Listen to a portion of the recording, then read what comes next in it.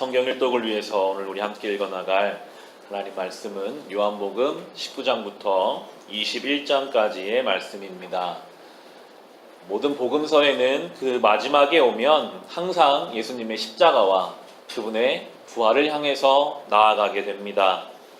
오늘 우리의 본문도 예수님의 십자가의 죽으심과 부활을 함께 볼 수 있는데요. 예수께서는 아무런 죄가 없으신데 억울한 고난을 당하셨습니다.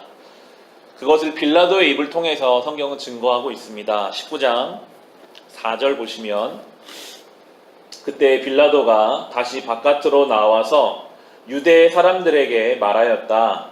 보시오, 내가 그 사람을 당신들 앞에 데려오겠소. 나는 그에게서 아무 죄도 찾지 못했소. 나는 당신들이 그것을 알아주기를 바라오 라고 하면서 예수님이 죄가 없는 것을 빌라도의 입을 통해서 우리에게 증거하고 계십니다. 죄가 없으시지만 억울한 고통을 당하시는 것까지도 하나님의 뜻 가운데 있었음을 오늘 본문을 통해서 우리는 알 수 있습니다. 30절 보시면요. 한 장 넘기셔서 19장 30절을 보시면 예수께서 신 포도주를 받으시고서 다 이루었다 하고 말씀하신 뒤에 머리를 떨어뜨리시고 숨을 거두셨다라고 예수님의 마지막 십자가상의 모습이 나오고 있습니다. 주님이 다 이루셨다고 하셨는데 인간적인 조건으로 보면 아무것도 이루지 못하셨습니다. 제자 한 명 십자가 옆에 남아있지 않았습니다. 다 도망갔어요. 가정을 이루신 것도 아니고 재산을 가지신 것도 아니신데 오히려 이 오늘 본문을 묵상해 보시면 예수님은 속옷까지 겉옷까지 아무런 옷가지조차 남기지 못하셨습니다. 다 빼앗기셨어요. 물과 피까지 다 쏟아내셨습니다. 그런데 다 이루셨다라고 말씀하고 계십니다. 그분은 그렇게 순종하며 맡겨진 사명을 끝까지 감당하셨습니다. 속옷과 겉옷까지 죄인들에게 다 내주셨습니다. 물과 피까지 다 쏟아내심으로 다 이루신 주님, 그렇게 순종함으로 사명을 감당하신 이 예수님을 우리가 오늘 묵상하면서 과연 나는 주님 앞에 어떠한 사명을 감당해야 할 것인가 하고 물으셔야 할 것입니다.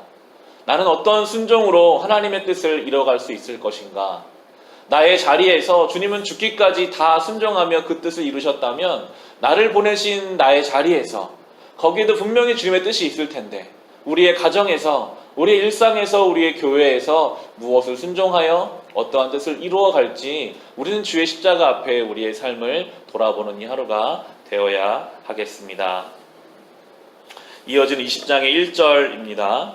주간의 첫날 이른 새벽에 막달라 사람 마리아가 무덤에 가서 보니 무덤 어귀를 막은 돌이 이미 옮겨져 있었다라고 나옵니다. 주님께서는 부활하셨습니다. 사흘 만에 빈 무덤이 이제 등장하게 됩니다. 이 빈 무덤이 바로 부활의 상징입니다. 어떠한 인생도 무덤에 묻히면 그걸로 끝입니다. 그때부터 그 육신은 썩어가고 냄새나는 무덤을 아무도 열지 않습니다. 그런데 예수께서는 그 무덤을 열고 나오셔서 모든 죽은 자 가운데 첫 번째 생명이 되셨습니다. 그리고 그날로 제자들을 찾아가시는데요. 19절을 보시면 그날 곧 주간의 첫날 저녁에 제자들은 유대 사람들이 무서워서 문을 모두 닫아 걸고 있었다.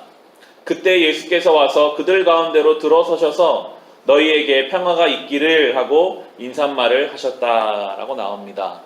제자들은 두려워서 문을 걸고 숨어 있었으나 부활하신 그날 저녁에 바로 그들을 찾아가셔서 예수께서 평화를 주십니다. 그리고 21절과 22절에 보시면 예수께서 다시 그들에게 말씀하셨다. 너희에게 평화가 있기를 빈다. 아버지께서 나를 보내신 것과 같이 나도 너희를 보낸다. 이렇게 말씀하신 다음에 그들에게 숨을 불어넣으시고 말씀하셨다. 성령을 받아라 라고 말씀하고 계십니다. 주님께서 주시는 평안, 그리고 주님께서 제자들을 파송하실 때 성령을 받아라 라고 또한 명령하고 계십니다. 이것이 성도의 삶입니다. 우리는 주님이 함께하지 않으시면요, 제자들처럼 똑같이 두려워서 무서워 숨을 수밖에 없습니다. 그러나 주님이 우리에게 오셔서 보혜사 성령이 우리와 함께 하실 때 우리도 담대하게 이제 세상으로 파송받은 제자로 살아갈 것입니다. 주님이 우리와 함께 하실 때 참된 평안을 누리며 살아가게 될 것입니다. 20장의 마지막 절 31절입니다. 그런데 여기에 이것이나마 기록한 목적은 여러분으로 하여금 예수가 그리스도요 하나님의 아들이심을 믿게 하고 또 그렇게 믿어 그의 이름으로 생명을 얻게 하려는 것이다 라고 하면서 성경을 적은 목적이 정확하게 쓰여 있습니다. 왜 성경을 기록하였는가 하였을 때 예수가 하나님의 아들이심을 믿고 또 그 믿음으로 생명을 얻게 하기 위해서 이 성경이 쓰여졌다라고 우리에게 말씀하고 계십니다.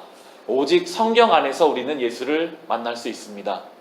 오직 성경 안에서 우리의 믿음이 생겨나고 이 성경 안에서 우리는 생명을 경험하게 될 것입니다. 특별히 요한복음 마치는 오늘 다시 이 말씀을 개인적으로 묵상하시면서 말씀 가운데 더 깊이 예수님을 만나시기를 바랍니다. 말씀 가운데 생명을 경험할 수 있는 이 하루가 될 수 있으시기를 주님의 이름으로 축원합니다.